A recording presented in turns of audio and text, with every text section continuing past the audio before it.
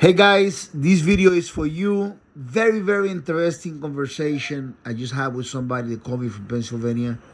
And I get these conversations all the time and I don't record them. And I wish that I could record them, but I believe that if I tell the person I want to record your conversation, that person is not going to engage me the way it's not going to fluid. It's not going to be fluid the way it is, the way it's supposed to be. But I want to kind of recreate this conversation for you guys to enjoy this conversation because there could be a lot of golden nuggets that you could pick up out of my engagement, my conversation with this guy that just called me. I'm literally on my bed right now. That's why I don't have a video where you can see my face or anything like that. But very interesting video, very interesting conversation because the way it was flowing and the sincerity and everything that's important about having a great dog and making a decision and whys. The whys, the whys, the whys. The whys is important. Why is this way? Why is that way? Why is this important? And so on and so forth. So listen, guys, let's dive into it. I hope you enjoy it. This is storytelling about this conversation. So basically, this guy, to give a context, he's from Pennsylvania. Hello, if you listen to the video, because you come to the video, so I'm pretty sure you're gonna listen to the video. But he's from Pennsylvania. He's an alpha male, which is very important. He's a war veteran.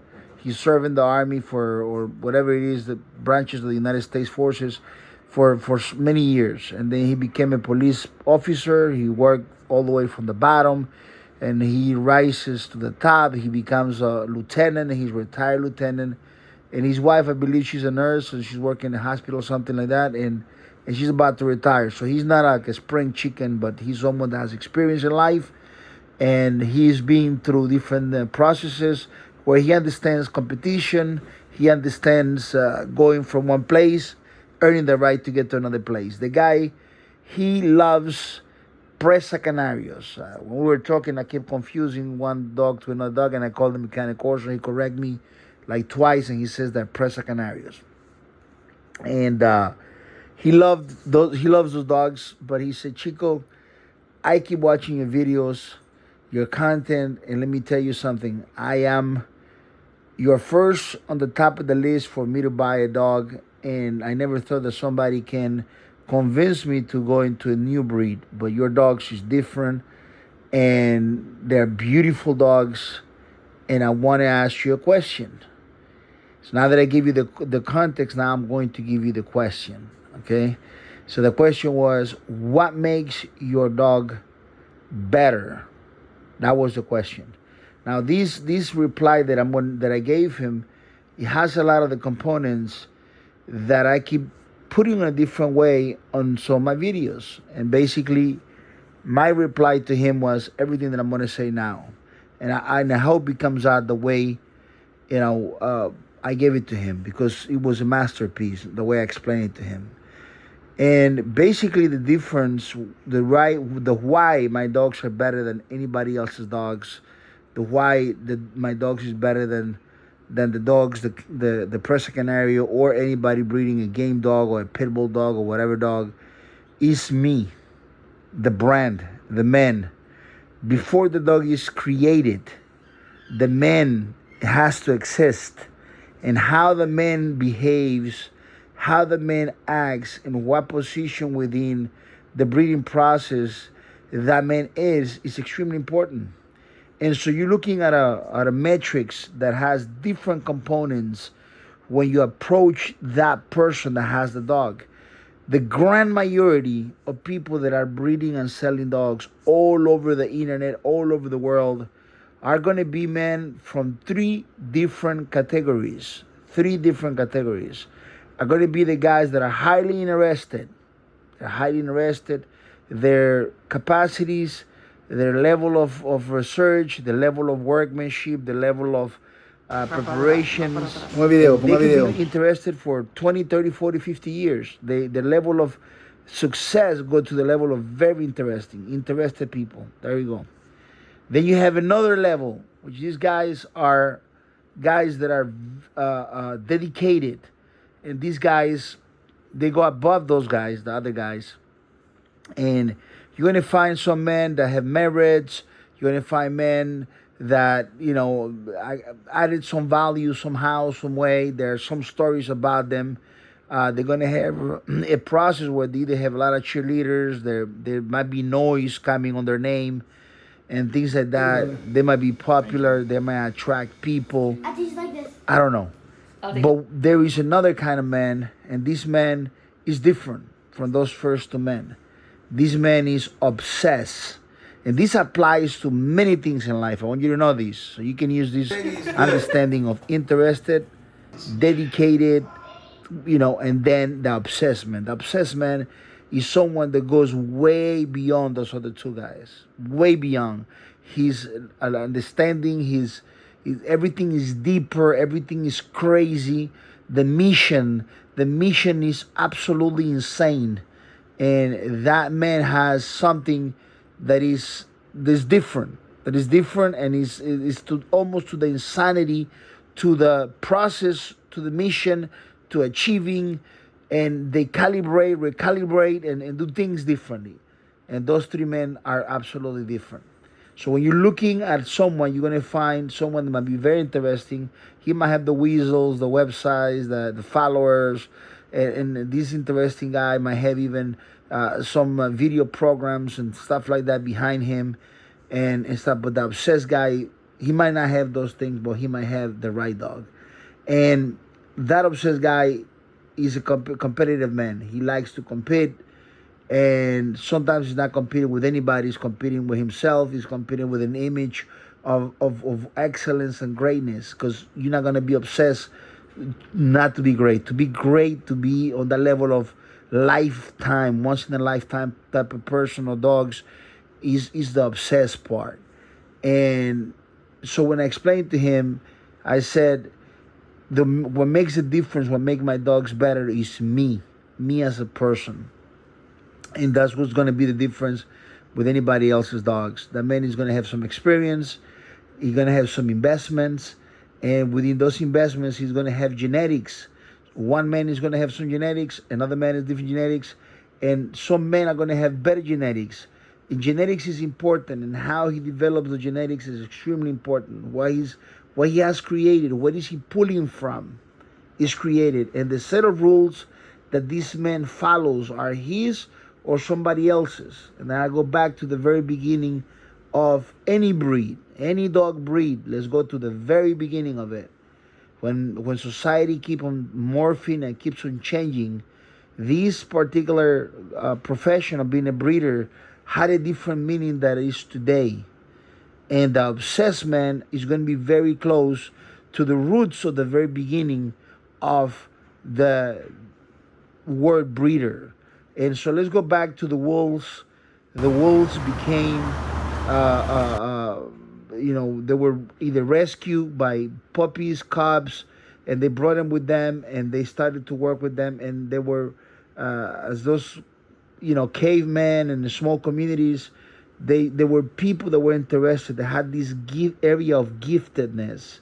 There's people that are naturally gifted for a particular thing. You find a guy that cuts hair, has some talents of cutting hair, and you'll be like, how this happened? I mean, this kind of weird how this guy cuts hair, and how these men that have inclination for that. This man that has inclination for music. They have an ear that's different. God gave them that gift. There's guys that have a gift for this and for that and whatever, but there's people that have a gift for dogs.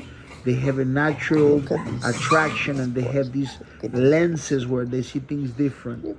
And so within those communities, there were these men that their great-great-great-grandparents were developing dogs. And they inherit, their fathers inherit those dogs, those bloodlines, those genetic, already modified animals. And they started working either with different breeds, whether there's a specific mission, a specific thing. One dog is a bloodhound because he knows how to smell things. Another dog is a raised dog, which is the Afghani dog or the greyhound or whatever. Then you have another dog. Every dog has different functionalities. And to get to become a breed, there was a group of men that work very hard. And they were not guys in the big cities. Let me repeat this back to you. The guys from the big cities didn't create none of these dogs. Those guys live in places that are far away, ranches. Like in Argentina, the guys that developed the dog Argentino live in a compound place, a huge ranch in Cordova. They are sealed there on the project to develop those dogs that are called the dog Argentino. And so the guys in the city that are breeding those dogs deform the original dog. And they got their own idea of how the dog the show dog, blah, blah, blah. And they get involved in all these BS. And they don't have the right dog. But they're pretending to have the right dog. And they create their own registries. So they register, have judges. And the judges give them prizes. And they become studs and create an entire ecosystem around a dog that is already deformed from the original dog Argentino, which is the one in Cordova. And so when it comes to develop the American Pitbull Terrier, America was open range. And every one of those families that had the incline, the father had this passion for horses, developed horses. And they end up going to Kentucky. The guys that develop the different breeds, hunting dogs, develop those dogs. And then the guys that developed the American Pitbull Terrier developed that dog in America. And they were, just give you some names that I made up names, obviously. The Jacksons, the Joneses, the Smiths. And they live in open range. And the wife was involved in the process. The children were involved in the process. And they were fighting dogs. And their work to create bloodlines that had their signature in it. And remember what I'm telling you. The man had a signature on the process of creation. The process. There were no communities hanging around in the club and the registry. That all that stuff didn't exist. All that jazz, it was unnecessary. The man was there developing his dog, and he was fighting his dog with somebody else's. Through a process of sheer observation, these men were able to develop their own version of that dog. And if that dog won, everybody wanted to have something of the dog, so they can add those qualities into the breeding program. And that's how, through bloodlines, through the work of different men, the breed started to grow and become specific individual dogs that were better than the rest of the other dogs. And Americans were looking for dogs that can win a fight. But more importantly, the winning the fight, it was that the dog was a game dog, that was courage, because the courage, the loyalty, the never give up, the inspiration to never surrender are all part of the same family. And those dogs were impressing the families with their determination, with their courage. And they start to take things one from another. And the wife was taking care of the dog when he came after the fight, and the father was working with the dog, the children, get the dog back to health. And the dog went through a process that you don't know is called epigenetics. And this epigenetics made this particular dog, this group of genetics on this dog, to become dogs that are nicer and more loving and more calm. And they discovered that the dogs that were nice, the dogs that didn't show their teeth and aggression towards humans, those dogs will never quit. They will never give up. And the dogs that were aggressive and stuff, they might be good for, with extremely aggressive, they might be good for a couple of minutes, but then they quit. So the good dog that had the good heart might be the underdog, and all of a sudden that he will win over the dog that's on the top to become the top dog. And that particular process of underdog, top dog was birthed from two dogs fighting. And that process inspired young America to be successful, to be great. Don't worry if you didn't inherit nothing from your parents. Don't worry if you are less. You can fight, you can win, you can be the underdog, you can become the greatest one and continue going forward. And that is very important for you to win in life, the story of the underdog. And that was beautiful. And that was American. And one day someone in the 1800s decided these dogs were different from the dogs that they brought in the 1700s into America. They have changed, their body changed because of the rules that they were fighting under. And the wife was there, the children were there, the communities, everybody was there. There was no NFL, none of this stuff. It was new. And they say we're going to have a dog, and it's ours. It's from America, from the Smiths, from the Johnsons that are already located here on this land of United States. This dog was based on, and it's a patriot dog. It's an American dog. He has the alpha male spirit that inspired the children to be real men, to be hunting men, to never give up, to respect God, to respect country, to respect wife, to respect children, for children respect their grandparents, to have the unity of family. This dog was the glue through this mentality of never give up, to be with you. And those dogs had something called temperament through this process that other breeds don't have. They were not exposed to this process of being in the pit, fighting, and the dog has broken legs, and the father takes it to the corner and releases the dog on the scratch, and the dog comes out screaming, making the scratch, and then pick up the dog game, take him home and save him. And that dog now produces dogs that are even nicer, even more close to humans. That's called temperament. And the difference between me and everybody else, I come from the Bronx, New York, when it comes to the American Pitbull Terrier. America, New York City, the Bronx, really tough city. Only the tough guys used to make it back then. Not the Bronx of today, but the Bronx of the 1980s, 1990s. And there was Chico Lopez, but he was different than everybody. Where everybody was a thug with the pants hanging and all that stuff, you know, Puff Daddy Come type of generation. Chico was a guy with the suit and tie, walking to go to work, studying, you know, adversity. But he wanted and he loved the American Pitbull Terrier. I didn't want to have influence from nobody else. I didn't want to hear how they do it. I understood that the men in the dogs were too simple to be really great. Good intentions, enthusiastic, at that level that I told you at the very beginning, they're interested in the breed. And I saw too few of them that were dedicated. The number 2 that I gave you at the beginning of the video. But the cheer number 3, obsessed, I didn't meet anybody, and I was that guy. And so I had the same developing process for myself as the man when the breeds started, which was by himself, sheer observation. I took myself from the Bronx, New York, to Texas, in the middle of the woods, in the woodlands, Texas, by Tomball, you know, no houses, no neighbors around.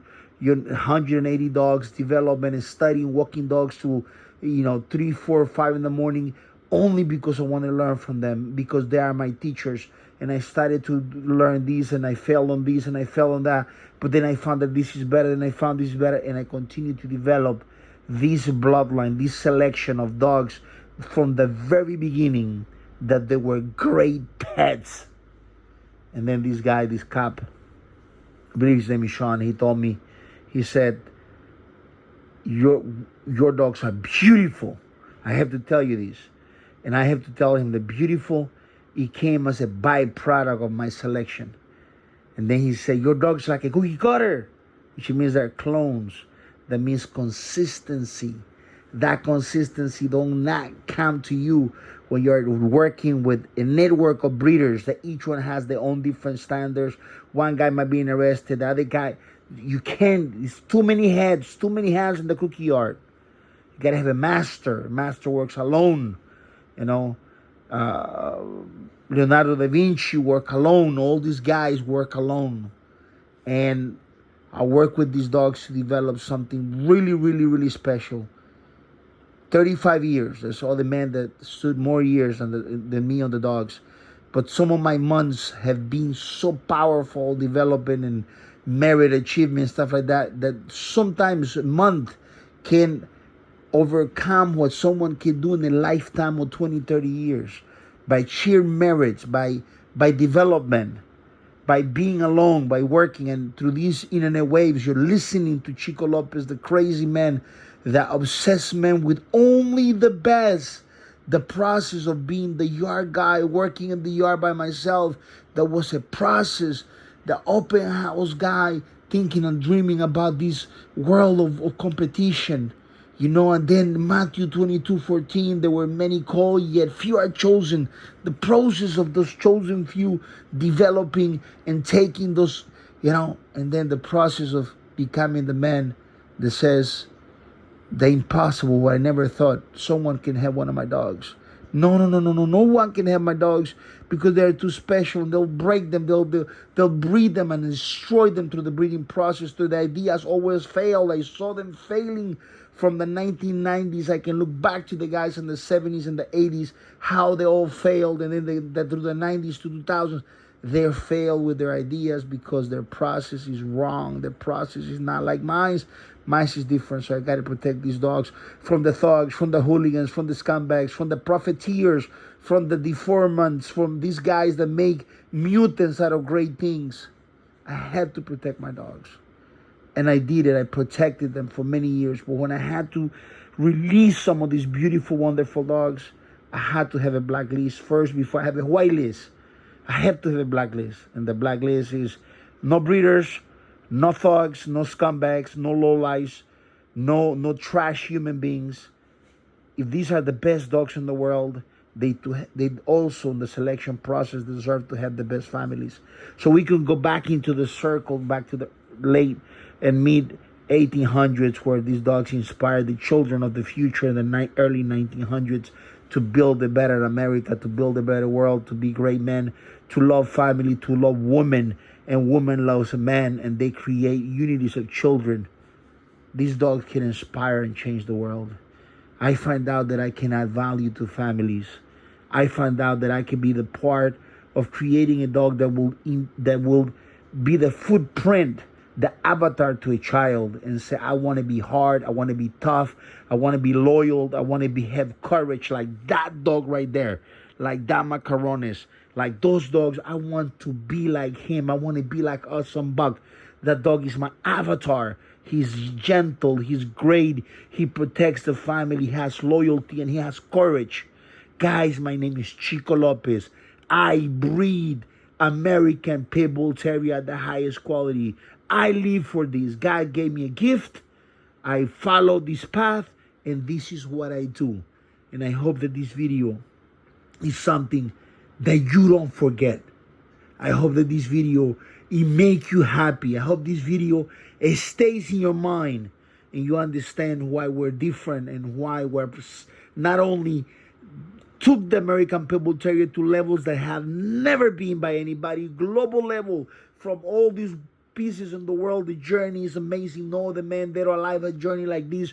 Dogs of the Year, the Global Grand Champions, the highest level, the Sega, the Grays, the Chilindrinas, the Bagmans, the Atos from Busha, all these great dogs. I want you to know, this stuff here is golden. You never heard any breeder, any man at this level, because I'm obsessed with only the best. I don't want to sell everybody a dog.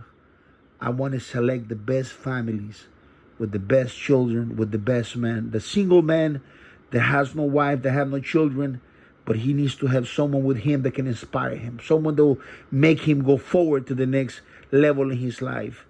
The soldier, the war hero, like Ryan Shannon from Seattle, that has one of my dogs, for him to go to the next level, for him to share this dog with his family and say, Chico, you literally saved my life. I want that. I want the dog to go to Terrence Crawford to inspire his children. And when they see me, they look at me with love and say, Chico, Chico. Or go to Chris Cyberg, the woman that I respect so much, ambassador of the Golden Vein. These beautiful dogs that are more than an APVT, that are way more than APVT, more than an American Pitbull Terrier. They're the next level. The same way the mutants, American bullies, and the show dogs within the American Pitbull Terrier breed are the deformation of the real dog, then there is also a positive side. The next phase of the American Pitbull Terrier, the Golden Vein by Chico Lopez. And God gave me everything in his perfection. He gave me a woman that otherwise I wouldn't deserve, called Thais Lopez, to come and join me, for me to be part of her life. The little girl that used to dream with this young man holding Grand Champion Mayday in his hands. And that was me when I was young. Guys, life is great. The future looks bright, as Patrick Bet-David says. God bless you. My name is Chico Lopez. I hope you learn. If this added value, you watch the entire video. If you have emotions, Drop a comment. Let us know how you feel about it. And I hope that I can inspire your life. Yes, they are the most beautiful dogs. Yes, they are the most loyal dogs. And yes, they are American dogs. And yes, they are the best. They are only the best. The Golden Vein by Chico Lopez. 123 pitbulls.com. God bless you. And God bless the old America of greatness and excellence.